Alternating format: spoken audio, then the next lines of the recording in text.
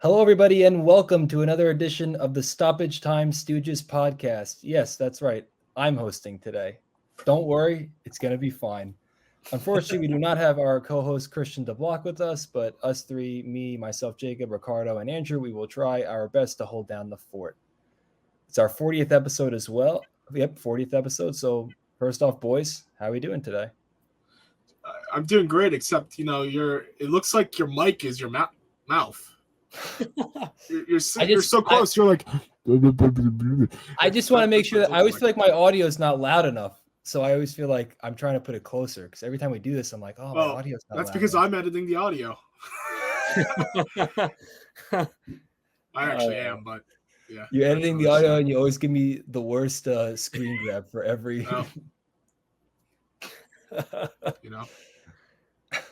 Anyway. Crap happens.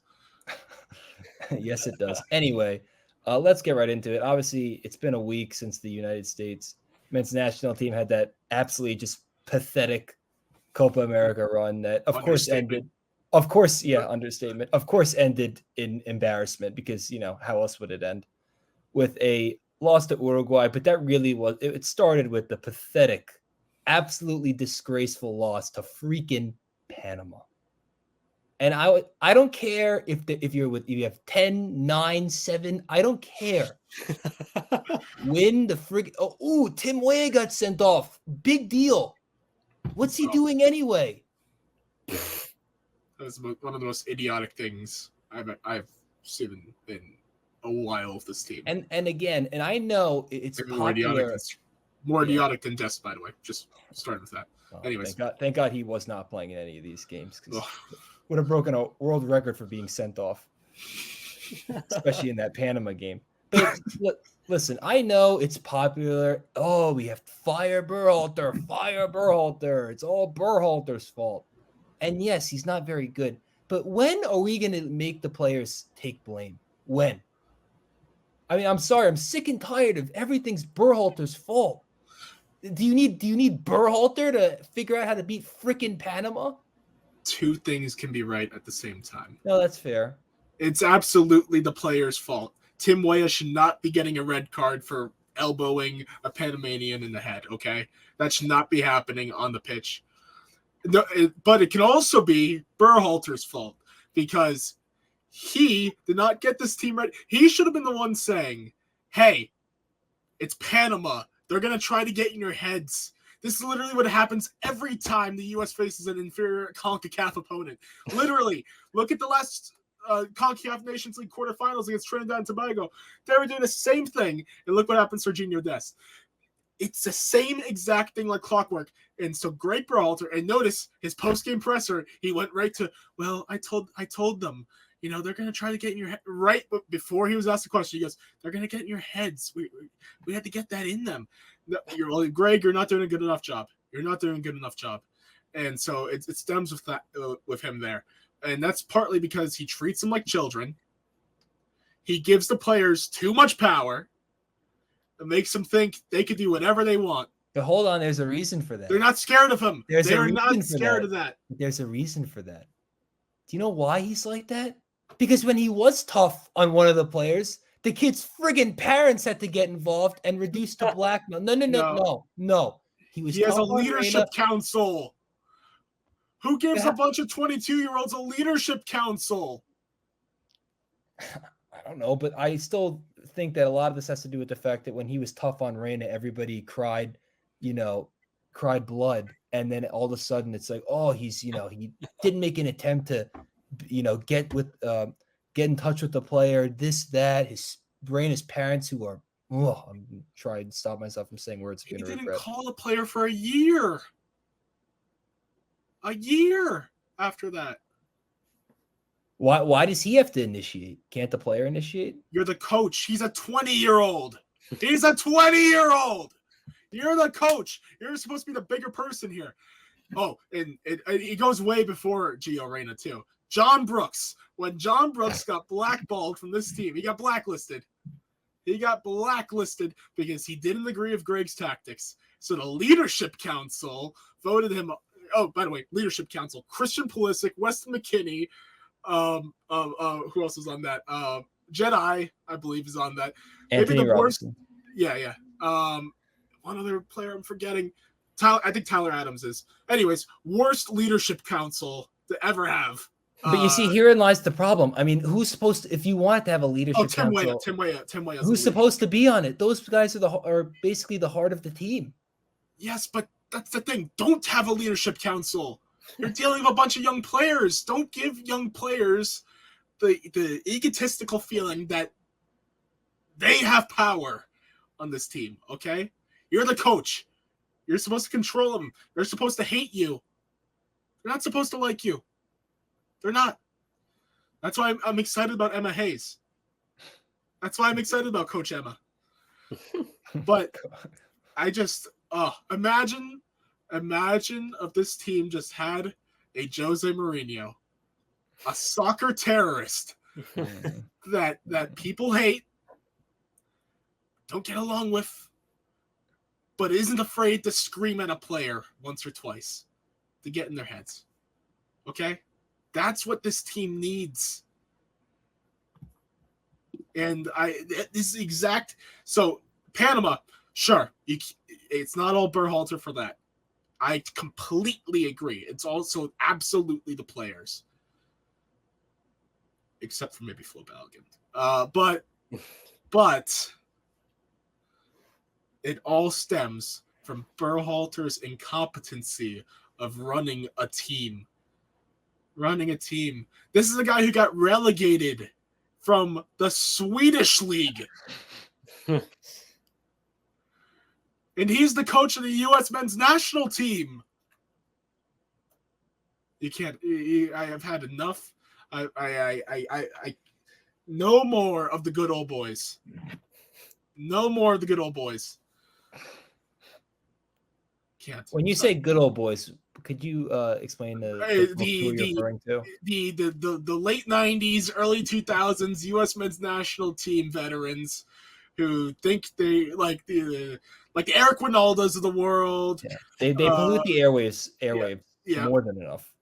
But like example, Greg you know who the deputy commissioner of MLS is? No, not off the top of my head. Greg Berhalter's brother, Jay Berhalter. He's the deputy commissioner of MLS. He is absolutely in the U.S. soccer meetings. Before Ernie Stewart left, Ernie Stewart had an amazing relationship with U.S. soccer. It's just it's a lot of the same people who are friends with each other, and you can't be friends, let alone brothers, with someone in a high-ranking position in that situation. You're trying to run a successful team, and you can't be trying to maintain friendly relationships while doing that. So that's my main problem. I won't call it corruption, but it's kind of corruption. It's not. I mean, like, it's not like you're trying to actively sabotage the team, which is why I wouldn't say it's corruption. I just think it makes it harder for them to operate with an objective lens, if you know what I'm trying to say. Yes. And when you have players who like the coach, like Christian Pulisic, Weston McKennie, Tim Weah, they all love Berhalter. They love him. Listen to their interviews. Matt Turner, who disgustingly said after the loss to Uruguay that he believes the U.S. was headed in the right direction. That was dud of the night right there. That was the worst quote after the Uruguay match. We're headed in the right direction. And you just got grouped from a tournament that you were hosting with a group that has Panama and Bolivia. And then, to cap it all off, the report came out. Bielsa wanted the U.S. job in 2016 to 2018. But the U.S. didn't want him because he doesn't speak English. Well, all right. I'm sorry, but No. that's no. It matters if you have to be able to speak the freaking language of all the players. What do you want, a translator to tell them everything? How the hell did he coach Leeds United? Yeah, I don't know, but he didn't coach them very well. He got them promoted. I'm gonna say, yeah, he got them promoted. No, he got them promoted. I think he did a fine job at Leeds. Yeah. And now look what he's doing with Uruguay. It pisses me off. It pisses me off. They need someone they hate. We need to inject a poison at head coach, and it's just too bad Jesse Marsh isn't available. Well, yeah. Except Jesse Marsh. Jesse Marsh would have been more of the same, I think. Yeah, that's the problem. He's a better coach than Greg. I think 100% a better coach tactically than Greg Berhalter. Yeah. But Jesse still has good relationships with all these players. Yeah. And he's very full of himself, in my opinion.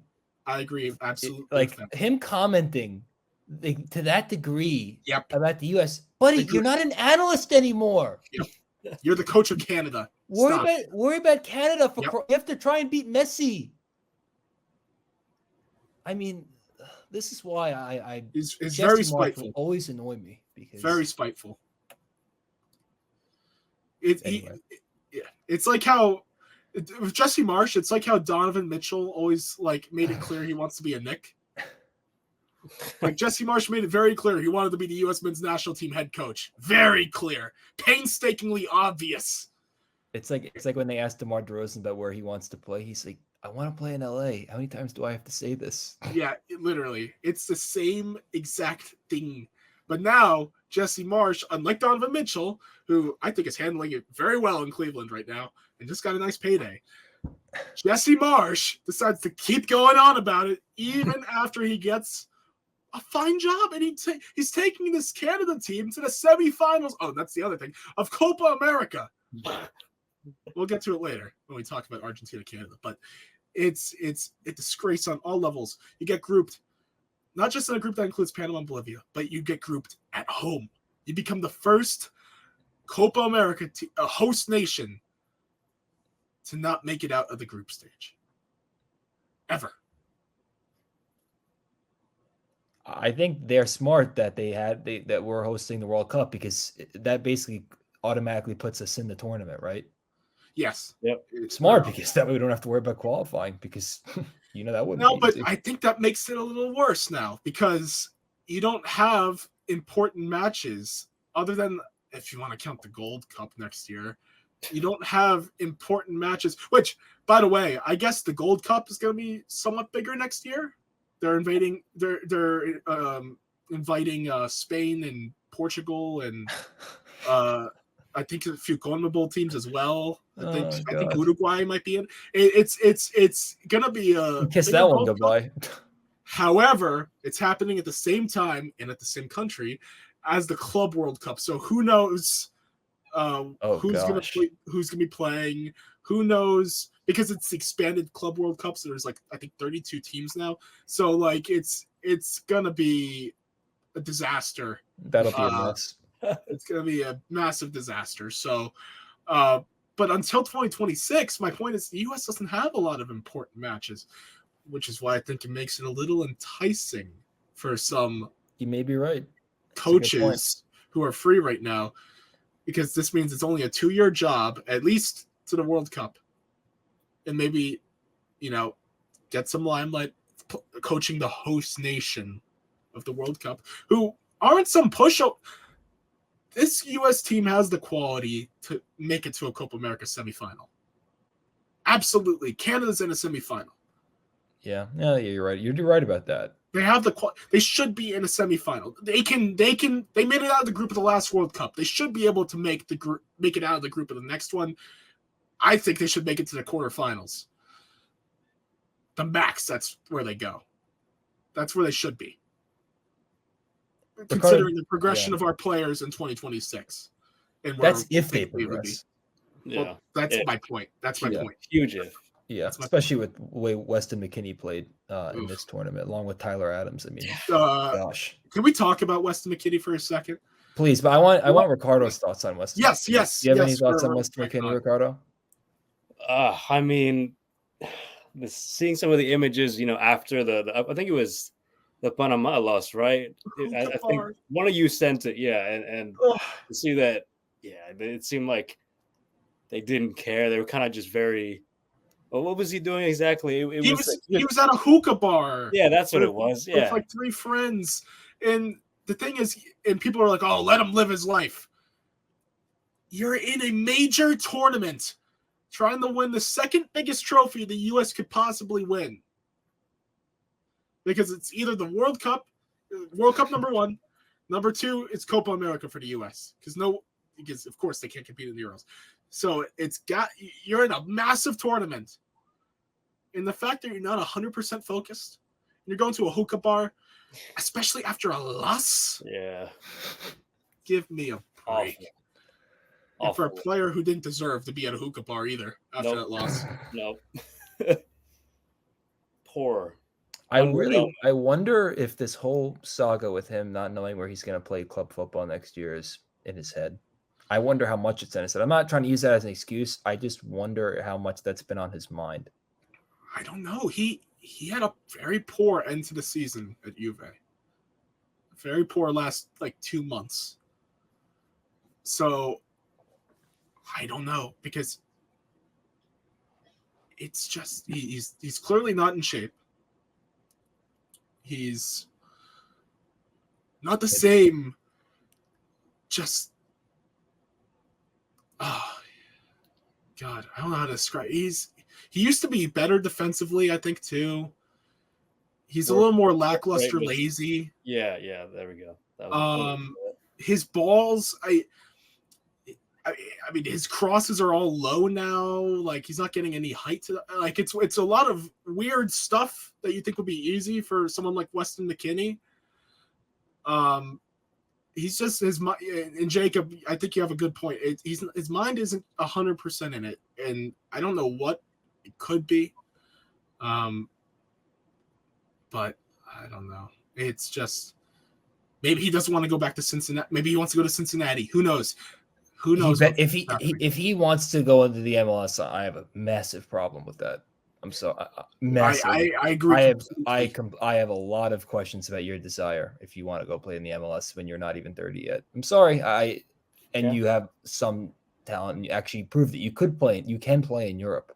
So for a very good European or historically good European club like you. Correct. Yeah. So and he is one of Ronaldo's boys. So it's just he can hang with Ronaldo, as Jacob says. But it's very disappointing. He was definitely the most disappointing player in the tournament for me. Yeah. Ricardo, I'm just curious your thoughts on the U.S. men's national team as a whole. Oh man, I mean, just bad. Just like there's Andrew, you guys. I mean, Andrew especially kind of laid it out already. Just this rant, but absolutely every point made sense. I mean, fault is of both players. Obviously, both of those things can be true, but it's just time to move on. Like it should have been. I mean, you could argue it should have been before they renewed him. When he was still kind of sitting there in limbo, waiting for the investigation stuff that happened. I mean, at that point, even bringing him back then seemed, I don't know, iffy. But I mean, this should solidify it. You can't bring him back now. And obviously the question is, who do you bring in? And then there's these reports where it's like, oh, the U.S. doesn't have the funds and all this stuff. And bullshit. Exactly, yeah. And it's just I'm pretty sure the U.S. has enough, and especially as the host nation of Copa America, I think they're still going to be making quite a bit of money from it. So even if they got groups, still, I think they'll have the funds to go out and get someone. I'm not. Again, the question is who, and I don't think Jurgen Klopp's a realistic one because he just is taking a break from coaching, just generally. I don't know if as appealing as that is. Someone looked into that Instagram post a little too much. No, not the Instagram post. No, because that was a troll. That was an obvious troll. You knew that. There is something though to Emma Hayes' relationship with Jurgen Klopp. I think there is something there. My next question was going to be if, and I actually think that there's still a chance that they don't fire Greg Berhalter. Not because I think that they should keep him, because I just think that they don't want to. I agree. They don't want to go through this exercise of trying to find a new coach. I don't think that they do. Should. Doesn't matter how you feel. I agree that they should, but I just have they're not going to want. This team has regressed under Berhalter. They have not progressed since. And all right, and by the way, I'd get it if Berhalter was maybe only here for like 2 years in total. Like maybe like okay, sure, whatever. He's been here total 6 years, or 5 or 6 years. Yeah, I don't remember off the top of my head. Yeah, 5 or 6 years. There should be a clear progression, and this team looks exactly the same as they did 3 years ago. Exact same. Maybe worse. They're definitely in a worse position because at least there was hope 3 years ago. Yeah, exactly. At least there was hope. I mean, right now they just got grouped. Copa America. I mean, it's. Let me talk about this Klopp thing real quick. Here's my pitch. Here's my pitch to Jurgen Klopp. Kind of like what I said earlier. It's 2 years. Give us only a 2-year commitment to the World Cup.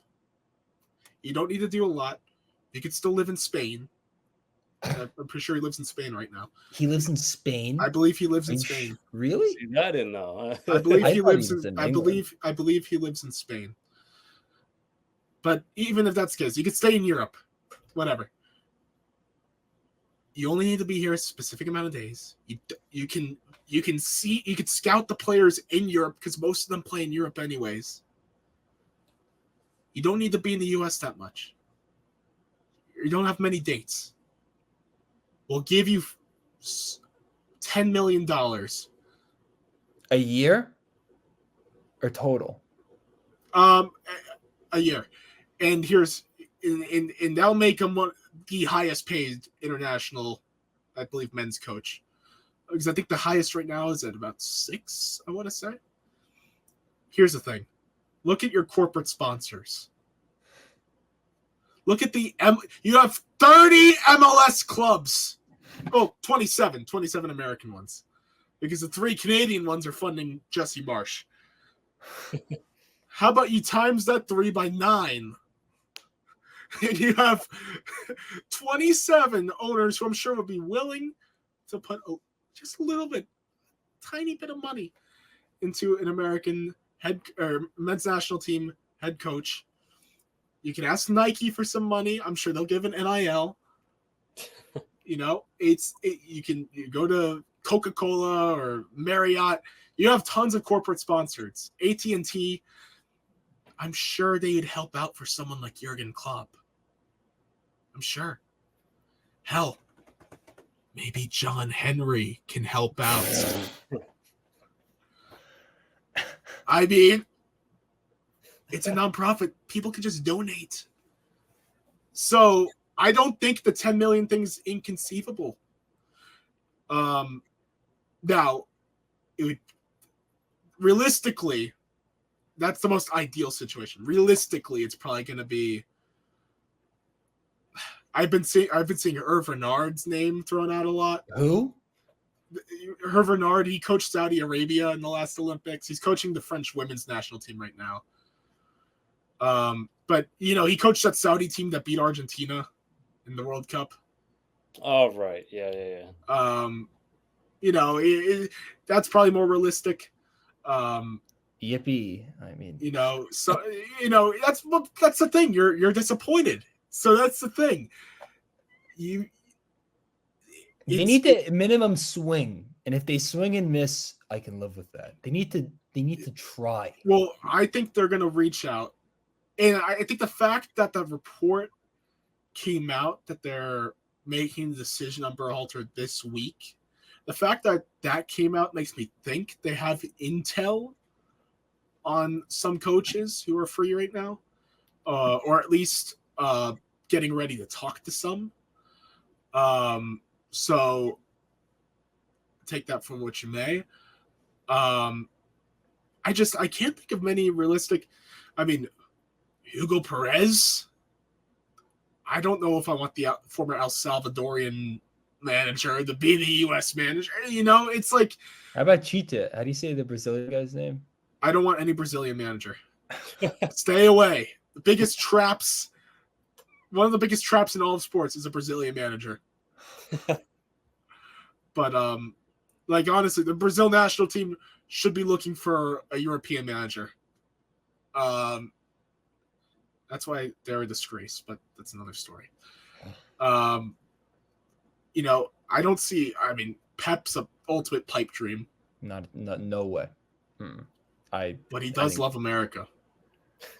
So does Klopp. I mean, I think Klopp's more realistic, of course, right now because he's free.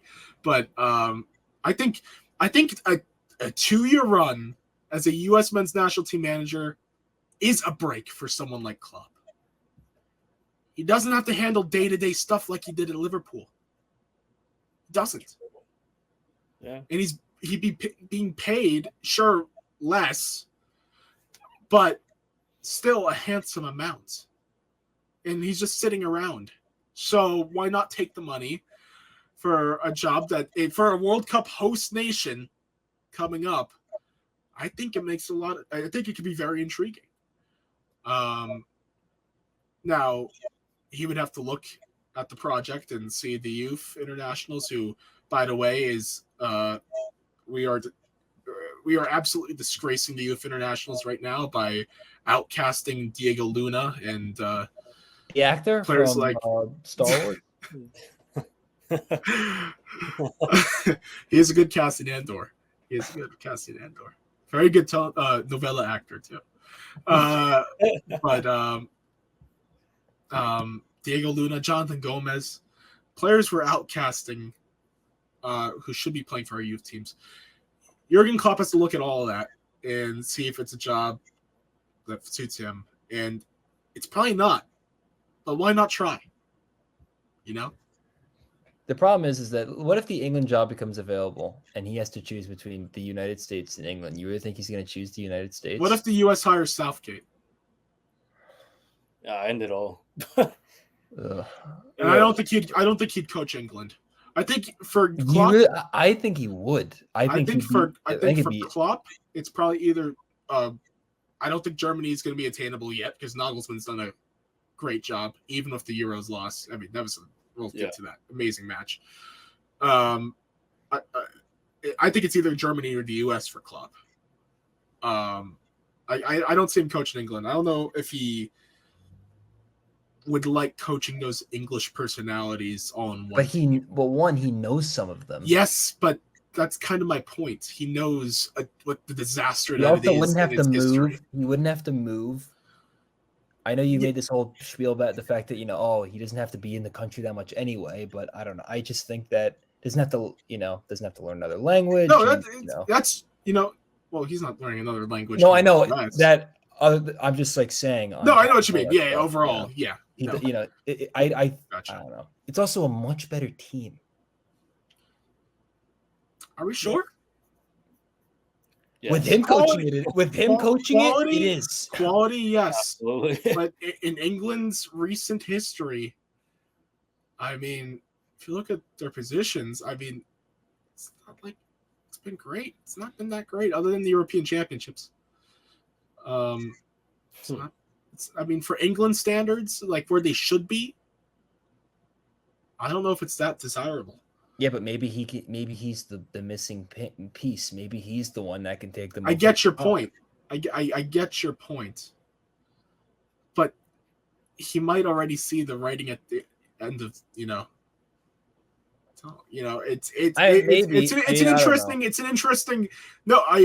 an interesting debate to have.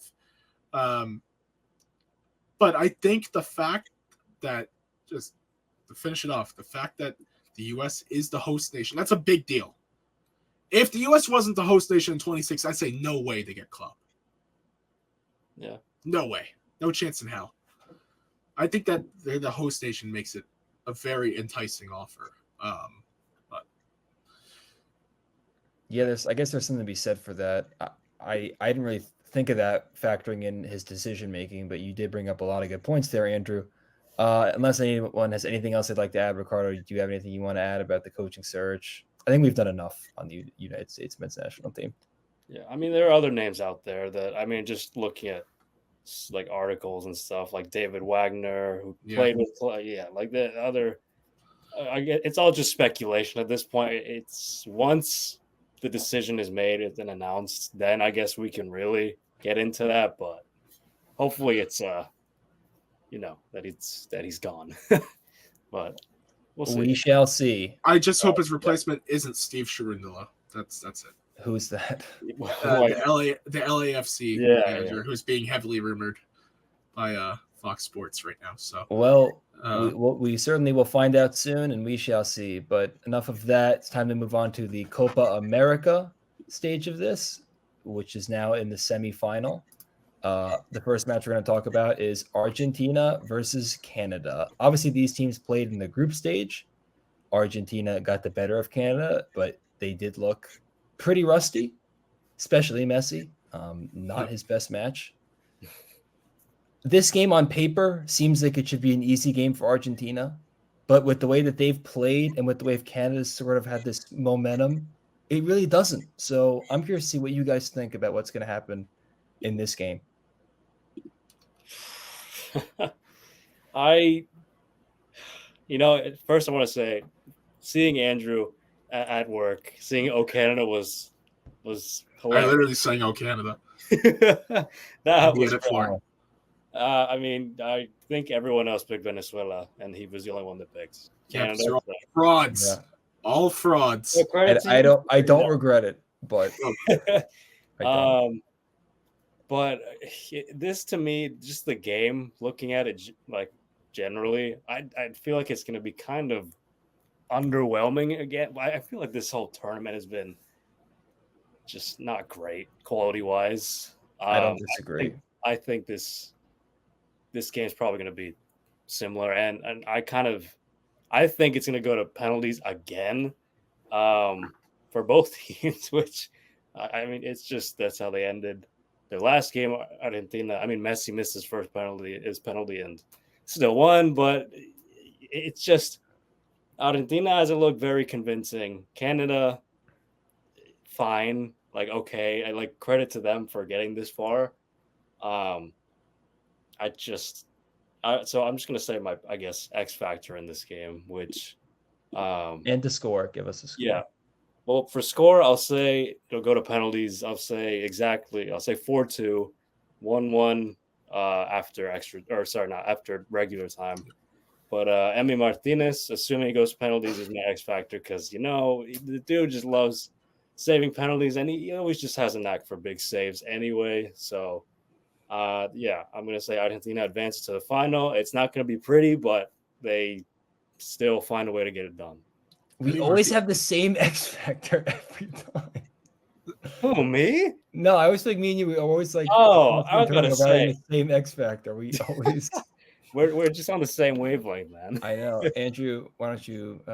Since you had the same X factor, go ahead. Okay, I mean, mine was also Emiliano Martinez, but I think Argentina will win this in regular time, 2-1. I don't think this is gonna be. I think this is gonna be an ugly game, and I find it funny how Scaloni puts Lautaro Martinez in the starting lineup, and then he doesn't look as good. So I honestly think that he should put him back on the bench because that seemed to work a lot better. I think he will. I really don't know. He cannot play Enzo. He better not start Enzo Fernandez if he wants to win the game. I'm sorry. And yes, I know. Yes, Jacob, you hate it. Well, sorry. I hate him because he stinks. He's not good. I don't understand what people are missing with this guy. They think he's some maestro midfielder. Please. I mean, come on. I just don't see it at all. They have a lot of other options that they could use. Start Lo Celso. I've always been a Lo Celso truther.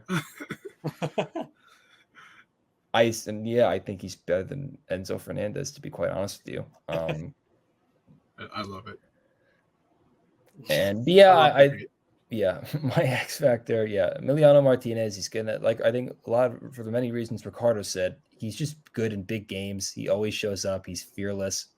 And if this is going to be a tight game, he's going to need to be on his A game. So I think he will be. And he is my X factor with Argentina advancing to the final 2-1. Andrew, what do you have for us? So it's funny you guys both had the same X factor because Christian and I both had the same X factor as well. So that's why I wanted you to go. So here's the thing: Emi Martinez has been the best player for Argentina, I think, which is funny.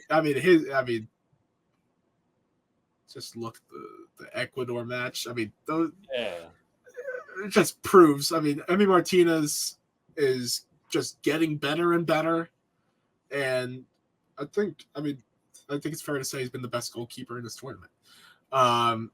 So I'm not picking Emi Martinez though.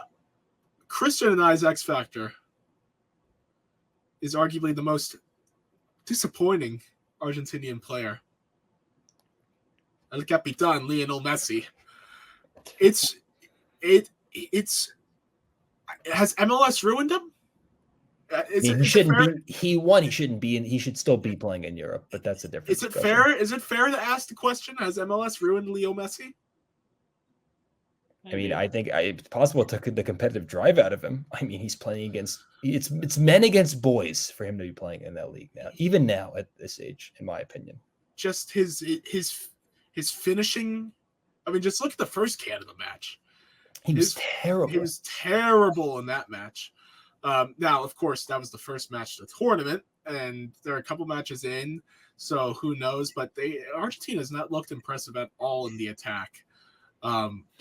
I agree. I was going to say they should be starting Julian Alvarez next match over Lautaro and have Lautaro Martinez come off the bench in the 80th minute for him to score in the 88th minute.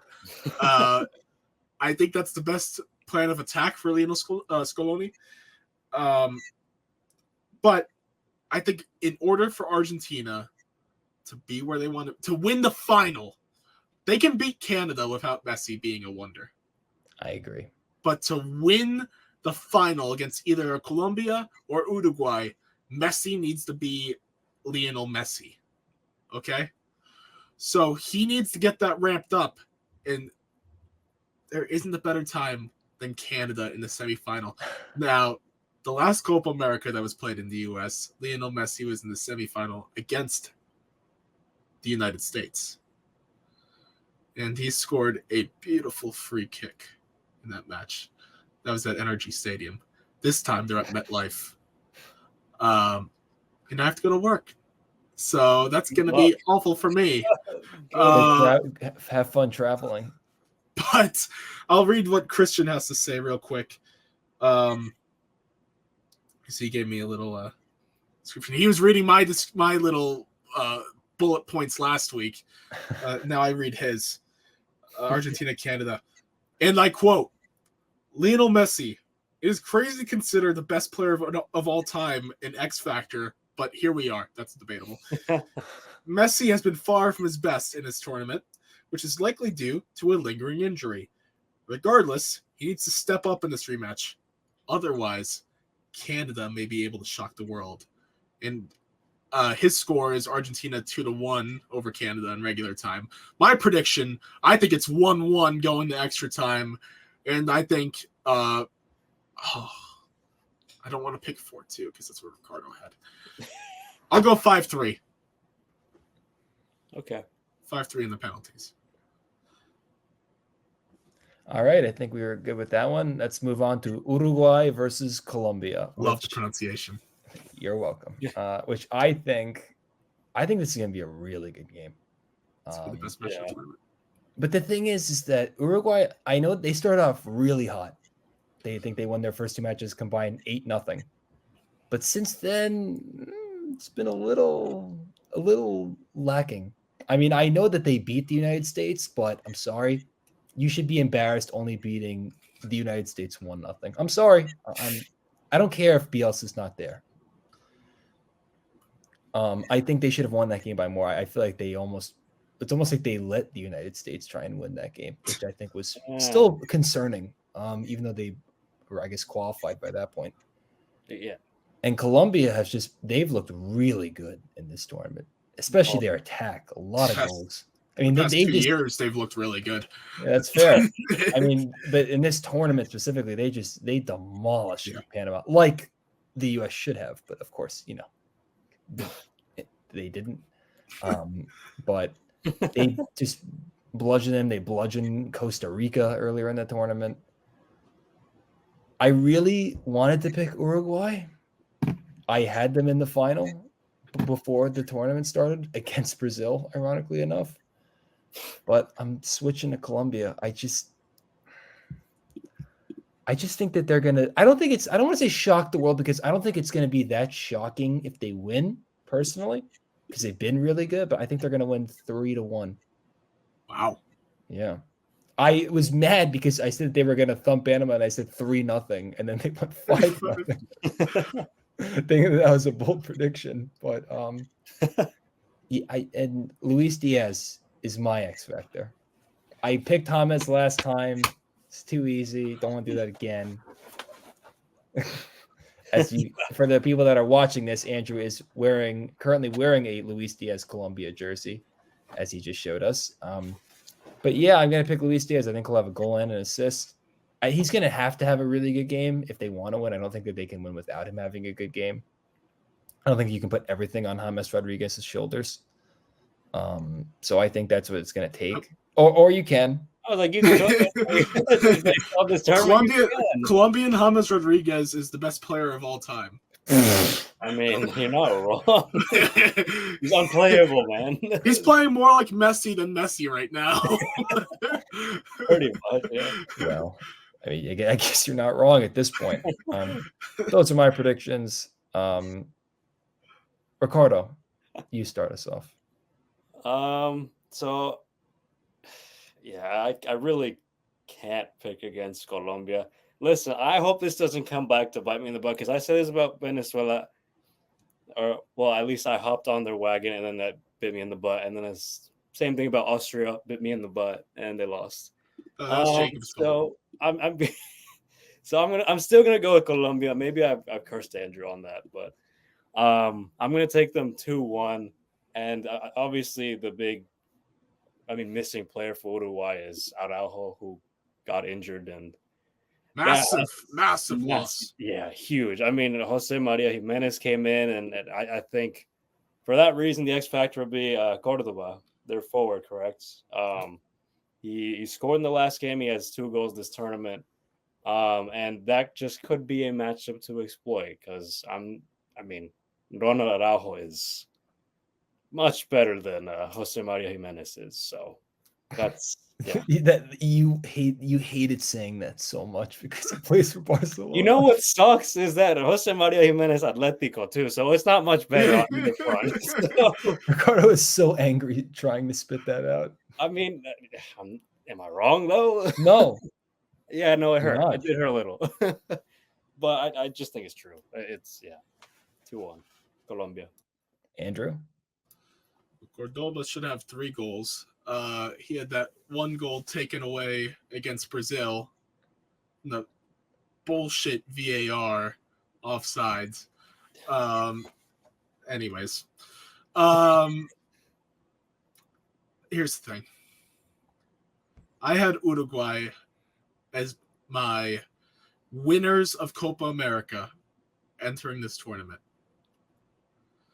They started out flashy, as Jacob said, but slowly, gradually, the full moon has come out, and they're becoming the werewolf Uruguayans just the Uruguayan mentality that's in their blood. Just think about Luis Suarez biting players at the World Cup. Think about how dirty they're playing. That game against Brazil, the ugliest match throughout the Euros and Copa America, was Uruguay-Brazil. Foul after foul after foul. Cheap shot after cheap shot after cheap shot. They became Uruguay again. And that's why they're going to lose against Colombia on Wednesday in Charlotte, which is funny to say, by the way. Uruguay, Colombia, and Charlotte. That's just anyways. I was very perplexed about the fact that it was so hard for them to beat a Brazil team without Vinicius on the field. I thought that was a big problem. A big problem. I thought that they should have given them a new license to just really take the game, and they just didn't. They had to, be lucky that they had a center back, Militao. And again, Militao's a tremendous player. I would not want him leading me with the penalties. Just like how I don't want I love Akanji, Manuel Akanji with Switzerland. Why are we having center backs start the penalty kicks? Yeah. I mean, I understand you want to save your best for the end, but at the same time, you want to start with a goal. Yeah. But I don't know. Maybe that's ridiculous. Yeah, so what were you gonna say? Yeah, so Colombia, Panama. This is gonna be a little long. Panama. My mom was watching a YouTube video of a Panamanian fan calling into a Mexican sports radio show. Oh, great. And the Panamanian fan was going, "We're the king," and screaming in Spanish, "We're the kings of CONCACAF now. Look at the BS the US did. They lost. They're out. Canada stinks. We're on to the quarterfinals.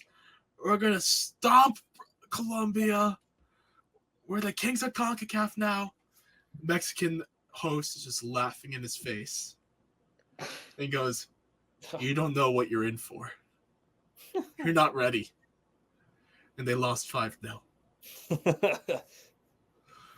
Colombia against the U.S. Berhalter giving Civil War lessons, lost 5-1. Uruguay has become Uruguay again. They are literal werewolves. They're not human. So now Colombia, they're going to bring the Flash. Does that include Federico Valverde? Right now, yes. Right now, yes. Wow. Right now, yes. You hear that, Ricardo? Right now. Ancelotti will revert him back to his form. But Bielsa is unleashing the dark side of Fede Valverde right now.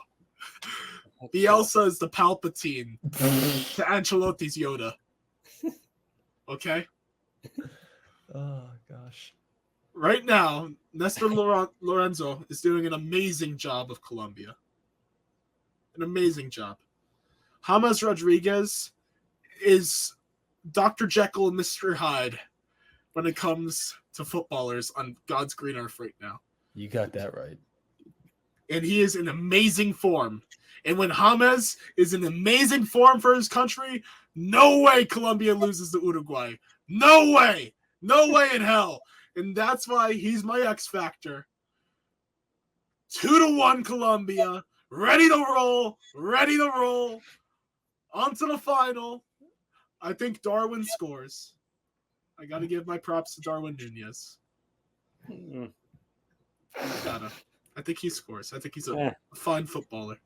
But James Rodriguez is going to have 1 goal, 1 assist. And the assist is going to be on a set piece. Of course, yeah. 30 yards out. Curved in. Cordoba's head. Goal. 2-1. Colombia on to the final. Let me read what Christian has to say real quick.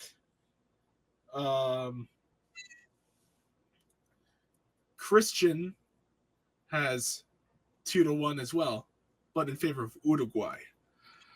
He's not hopping off. He's not hopping off the wagon. He goes, Darwin Nunez, comma. All right. This is his X factor. And he goes, this Colombian side is in fantastic form. Uruguay won't be as dominant as they have been in previous games. They weren't dominant, I think, but against Brazil. But if they are to go on to win this match, Nunez cannot be wasteful. Big opportunity for him. That's a big if. Yeah. But hey, that's this guy. So,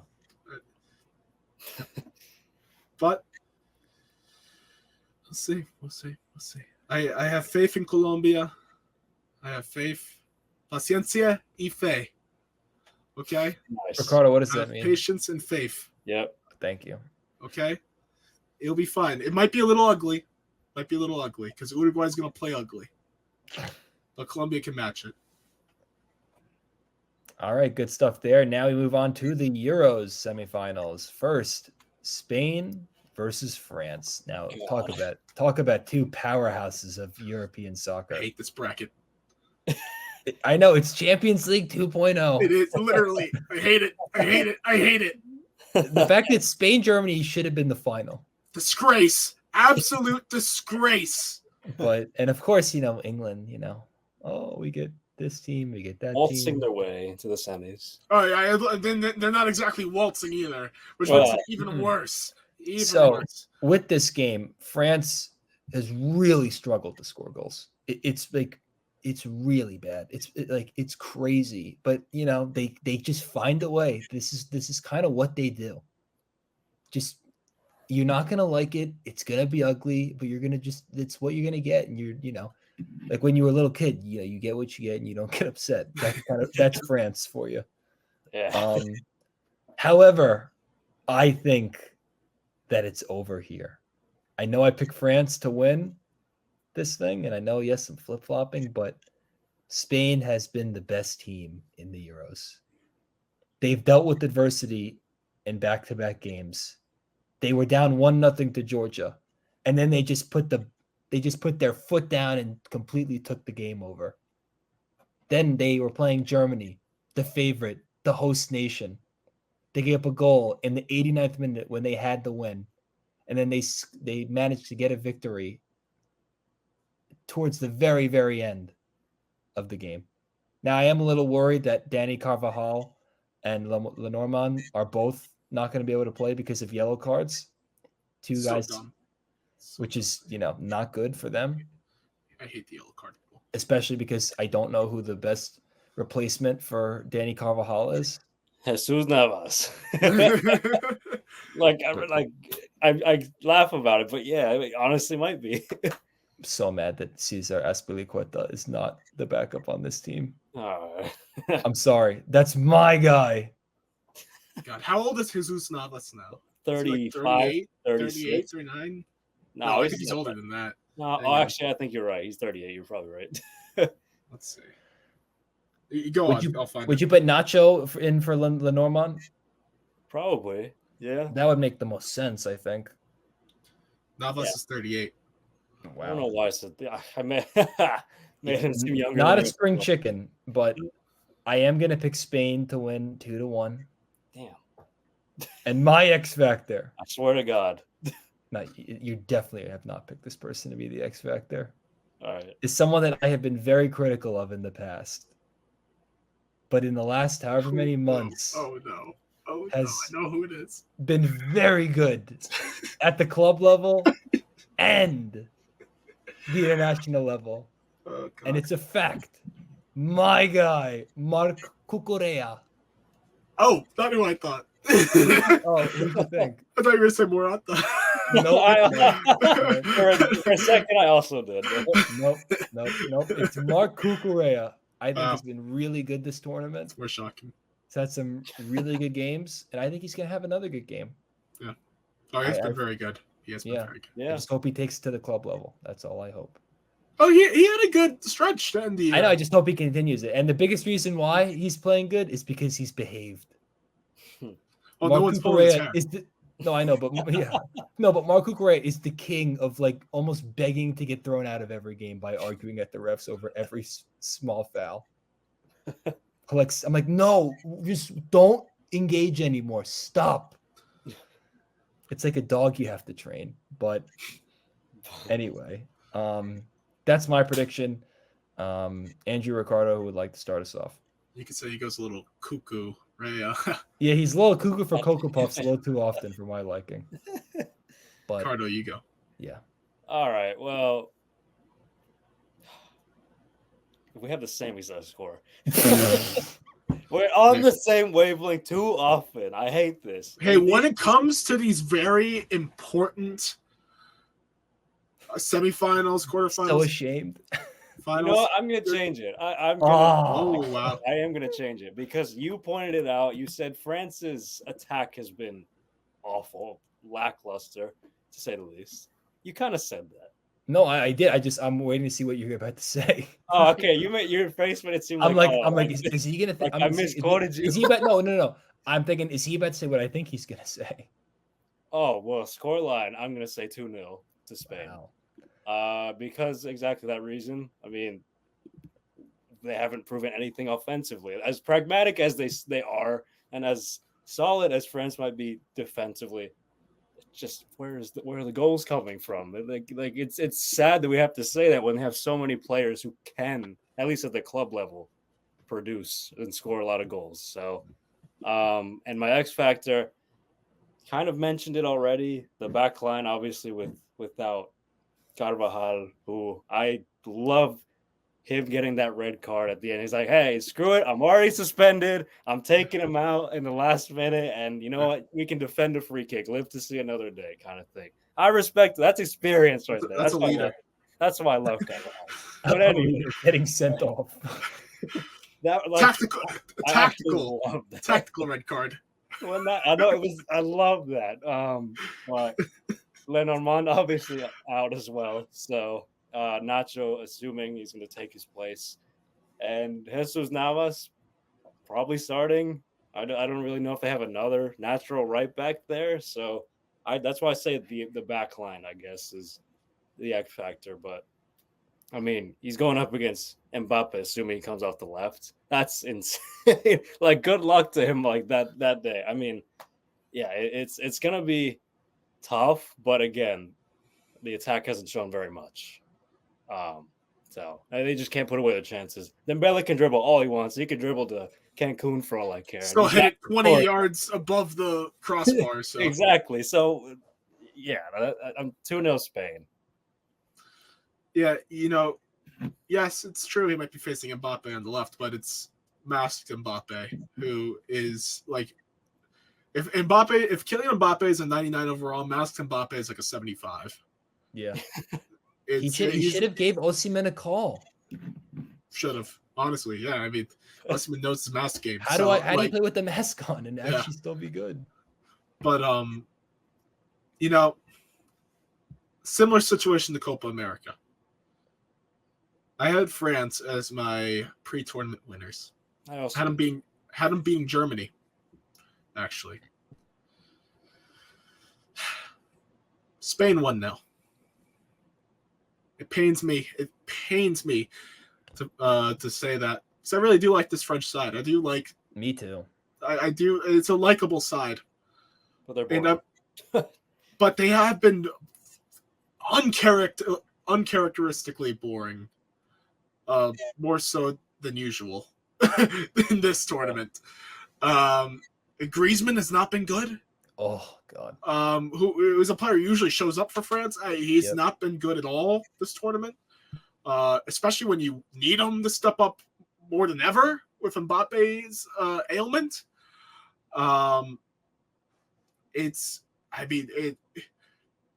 Hey, if there's one positive for France, it's that Deschamps is playing William Saliba, and he's been doing an amazing job. Probably the best center back in this tournament, other than Marquet. So I thank God for that. But you're not gonna be putting up goals if your center back's your best player. So I'm gonna go Spain 1-0. And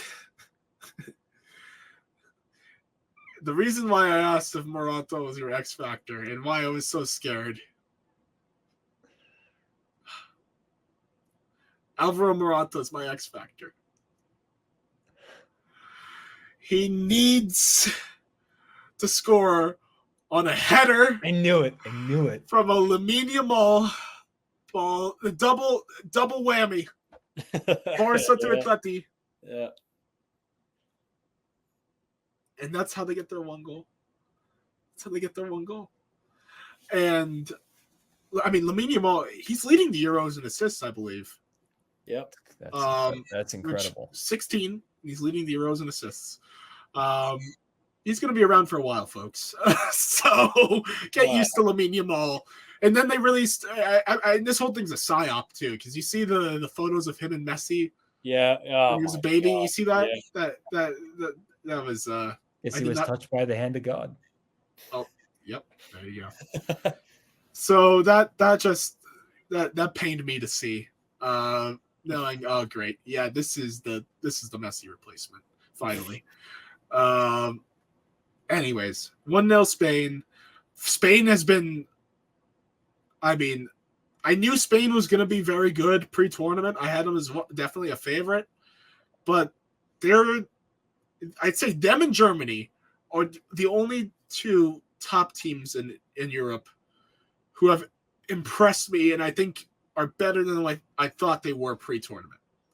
Spain, for me, definitely. Spain, definitely. I think Germany had a lot of question marks, especially with a weird, shaky past few years. But I think Nagelsmann has implemented his system well. And I think the players are bought in now. And they got two great young stalwarts in Jamal Musiala and Florian Wirtz. Seen Real Madrid, maybe? So I think they're fine. And that answered some questions from my end. And they had them and Spain had a dogfight. Germany could have easily won that match. Mikel Merino had, oh man. Unreal header. Perfect ball. It was, oh my God. Just a depressing way to see a legend like Toni Kroos go out. Yeah. But I'm very impressed by Spain. I think they beat France, who has been the most unimpressive team in this tournament. And they'll go on to the final. Second. Behind the next team. The next game. Oh, yes. But I kind of you can kind of expect England being unimpressive. That's you would think pre-tournament that France. They've scored a goal from open play, multiple. France hasn't done that. That's true too. Barely. Let me read Christian's little predictions. He has Spain 2-1, and his X factor is. I want you to take guesses. Who would be a player Christian selects as his X factor for this match? Remember, it's got to be a Spanish player. Well, Nico Williams. Ricardo. I'm trying to get inside his head. I don't know. I'm just gonna guess. I'm gonna say a defender. Danny Olmo. Yeah. All right. Danny Olmo. I guess he assumes that Pedri is not. Well, it's because Pedri's not going to play. Pedri's hurt. Definitely can't. Yeah, they already announced he's out the rest of the tournament. So Danny Olmo will be stepping right in. Christian goes 2 goals and 2 assists already. Will have the ability to cause problems for the French defense from a deeper position. But is he going to be like the 10? Is he a striker really?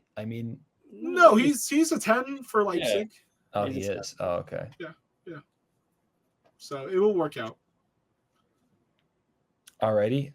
Now it works out when you have Rodri in your midfield. He can sit back. Yeah, exactly. It's the best holding midfielder in the world. I think he's the best midfielder in the world. In my opinion. I'm sorry it's not De Bruyne right now. De Bruyne's been terrible this year. This is not a year but I know, but this year we're talking about right now. To me, I'll take Rodri before I have De Bruyne, but that's me. I don't know, because he also scores goals now. So, in big moments too, Champions League. Yeah. Anyway, the last match that we will talk about is England versus the Netherlands. 2 teams that I would say make their fans a little nuts with how they play. Both wanting more out of their respective teams. I would say the Netherlands have been a little bit better than England, where it's like, all right, we're going to just dog the first 60 minutes. And then, all right, here, fine, 2 goals. It's like it takes them forever to wake up. It's like the alarm isn't loud enough for the Netherlands. Where England, it's just like they keep pressing the Z button or whatever it is, like the snooze button rather. I know everyone's like, oh, they made changes. I don't buy that the 11 was so much. everyone's like, oh, they play a back three now, England. It was the same system. To me, all they did was replace the center back. But hey, Bukayo Saka woke up, so you got to give him credit for that. It was a banger. Yeah, it's like the goals he scores at Arsenal. Yeah, against United specifically, or against the games that usually don't matter. Yeah, like Forest. When he's really at his best. It's like the Lukaku syndrome. Never against the great teams. That's your guy. I would not say that. Not to the same extent, but nowhere near it. But anyway, I want to hear from Ricardo first. What do you think? What's your prediction and X factor for this match? This is quite the struggle, I will say. I have this going to penalties. I'll say that first.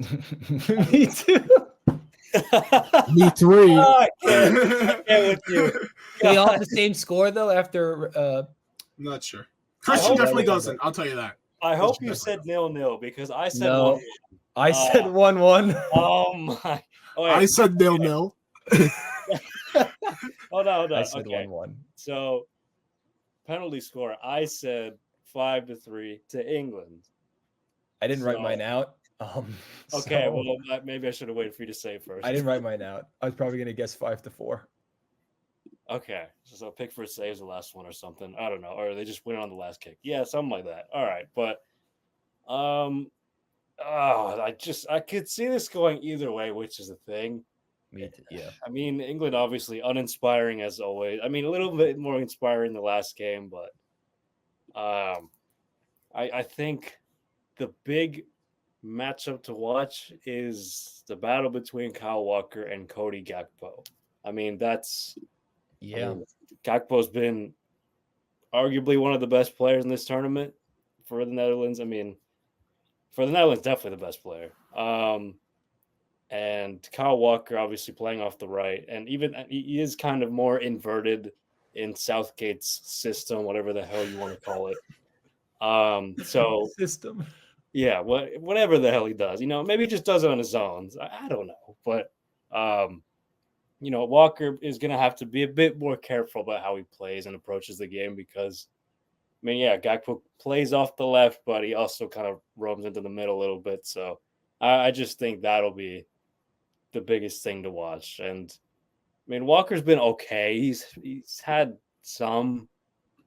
Hasn't looked great defensively. Attacking wise, he's looked okay, but it's just not the Kyle Walker we're used to seeing. Is the point, I guess, but. That it's just that to me is the key of this. Whoever kind of wins this between them two, I guess, it's going to go a long way in determining the score. I guess the outcome. So your X factor is Kyle Walker. Okay, Andrew. So I God, I hate this match. I hate this. I mean the Dutch. I've been fine with the Dutch overall. They've woken up late some of these matches. Memphis Depay is Allen Iverson. Memphis Iverson. Memphis Iverson. I mean, he hates the name Depay, so just call him Memphis Iverson. But other than that, it's been a weird tournament for both these teams. I mean, England is just. And Ricardo used the adjective waltzing. I'd say they're like sloths. They take a while to get to where they want to be, and that's a win.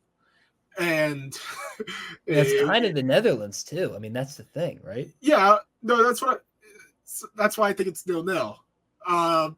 It's gonna go the full 120. It's gonna go to penalties. I think England will end up. I have more confidence in their penalty takers than the Dutch penalty takers overall. So if that England 5-4, oh God! But to me, it's got to be the goal. It's got to be Jordan Pickford It's got to be Jordan Pickford. It's got to be my X factor. It's who. My guy, Bart Verbruggen. My guy, Bart Verbruggen, the Dutch number 1 keeper. A Brighton boy. It pains me to say it, but he's not going to be able to deal with the English quality in the penalties. Jordan Pickford is going to have to make one unbelievable save.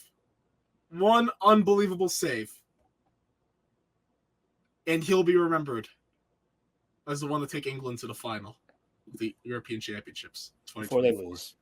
Before they lose. Yeah, it's funny that Bart Verbruggen is my X factor. He's a good goalie. He should be. This is going to be 1. I have it as 1-1. I feel like England will score in like the stoppage time to keep the game alive. And I have the Netherlands winning 5-4 on penalties. And even though I have Verbruggen as my X factor, they will win after Trent skies one.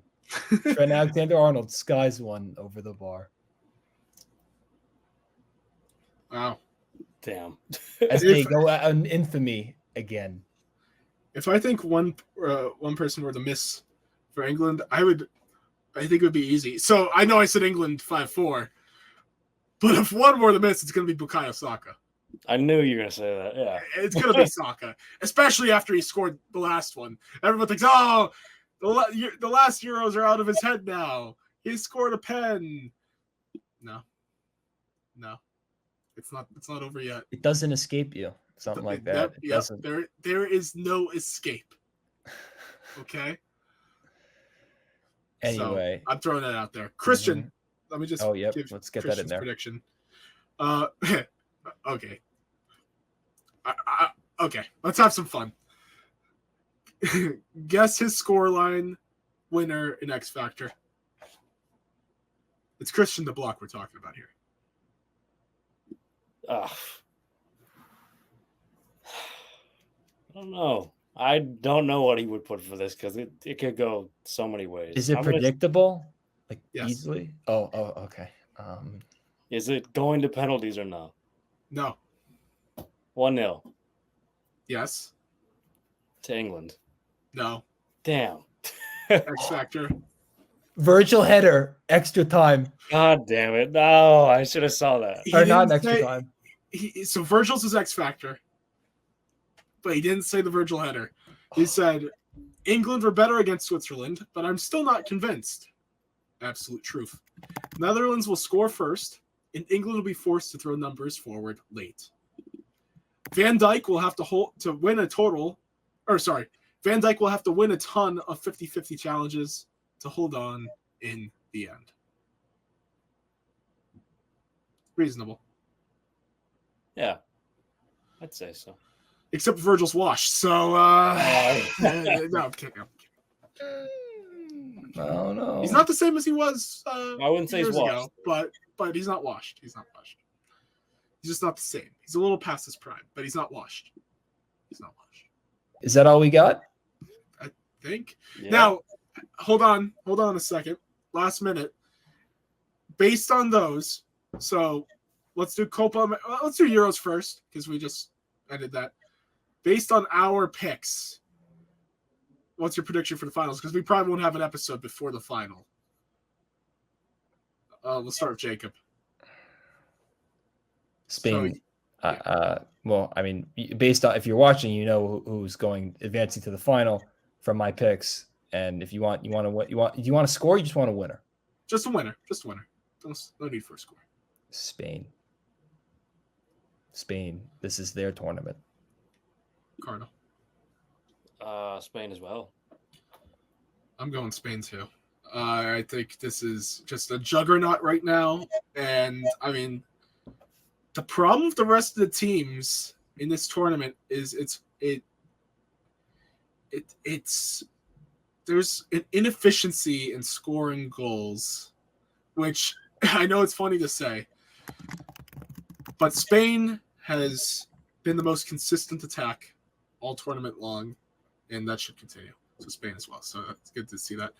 And then for our Copa America, based on our predictions. Jacob first. Colombia. Wow. Ricardo. Yeah, I'm with them. I'm with them on that. I'm gonna do the reverse jinx. Argentina, and hopefully that means Colombia wins. But I just think I respect that. Argentina is like the last step in that like massive tower. It's like you're playing Mortal Kombat, and you're going through all the different fighters, all the different levels. Argentina's that final boss. He's the Rock. You gotta be able to conquer that before I call you the elite team in South America right now. So I'll go Argentina, but Colombia has definitely been deserving of a Copa America championship. So that's my take on that. All righty then. I think that's all we got for you today. Everybody, thank you very much for tuning in. If you're still watching by this point, make sure you like and subscribe this video on our YouTube channel. And if you want to listen, make sure you tune into Spotify or Apple Podcasts or wherever you get your podcasts to listen that way as well. Anyways, thank you guys very much for tuning in. We'll see you next time.